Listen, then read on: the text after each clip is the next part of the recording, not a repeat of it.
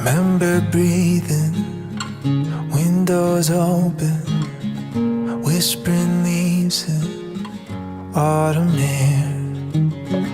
Remember feeling the reach of home and hope like distant dreams.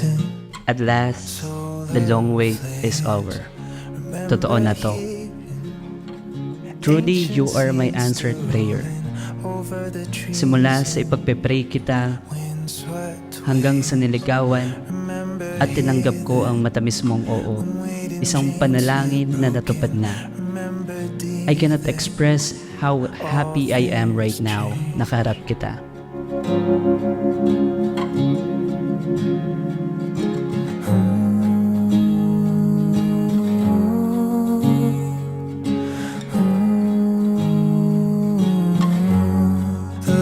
Between real life and dreams. Nagkakala ko siya. Actually, na-meet ko siya sa workplace namin. Tapos siya yung unang dumaldal sa akin. Ang dami yung sinasabi sa akin. Pero lagi siya yung tagapayo sa akin. Kaya grateful ako sa'yo.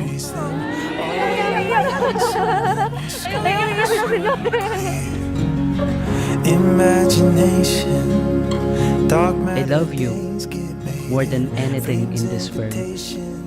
Ikaw yung taong nagpatibok ng aking puso. You show me what true love is. Ngayon masasabi ko, kaya pala ganun, dahil darating ka. the line between real life and dreams. The line between real life and dreams. The line between real life and dreams. Po natin pag-isahin dibdib po si Jerome at si Christy Joy. Mahalaga maunawaan po natin ano po itong kanilang pinasok. Hindi po simple ang kasalan at hindi rin po simple na ikaw ay mag-aasawa. Every time na ako po ay nagkakasal, I emphasize on preparation. Medyo mahaba-haba po yung preparation po ng kanilang ceremony. But this ceremony will only last for 1 hour. Sabi ko po sa kanila, you need to prepare more on your marriage life because your marriage life will last for a lifetime.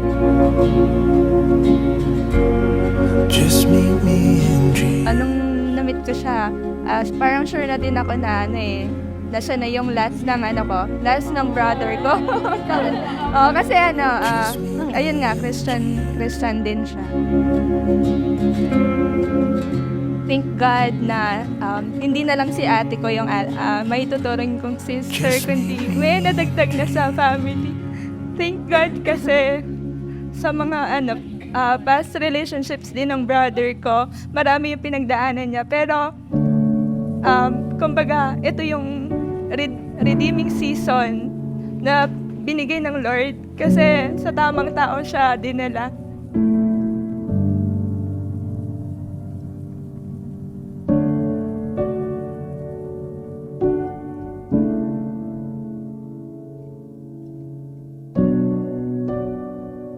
Yan ang malaking problema sa iba. They prepare for the ceremony but they are not preparing for the marriage life. Your marriage life must grow. Your love must grow. Your understanding must grow. Every time na meron po tayong karelasyon, dapat ito po'y palago ng palago. Kung hindi po ito lalago, wala ho tayong mararating.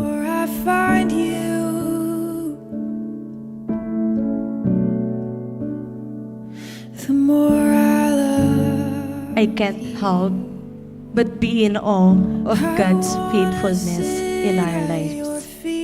Truly, He has made everything beautiful in its time. I'm so much grateful and thankful sa Panginoon sa buhay mo. Ikaw ang adik ko, a gift from God, my answered prayer. it's overwhelming.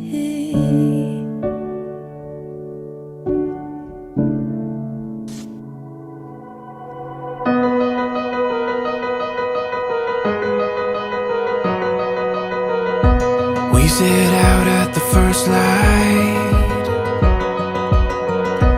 We lit up with the sunrise. Gets my heartbeat running wild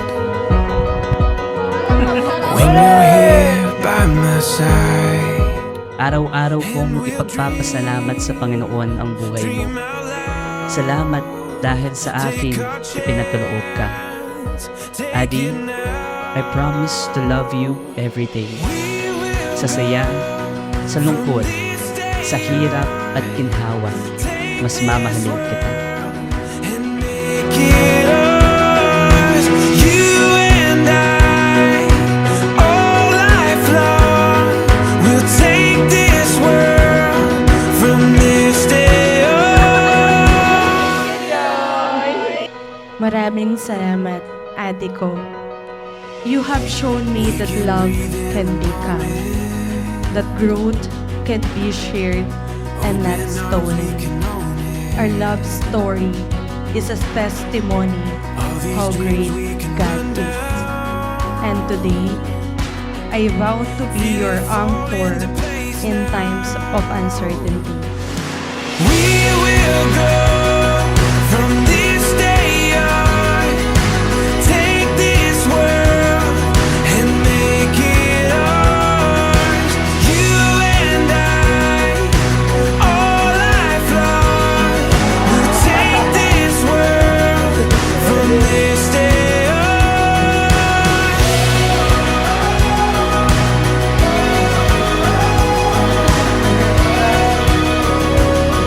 From this day on.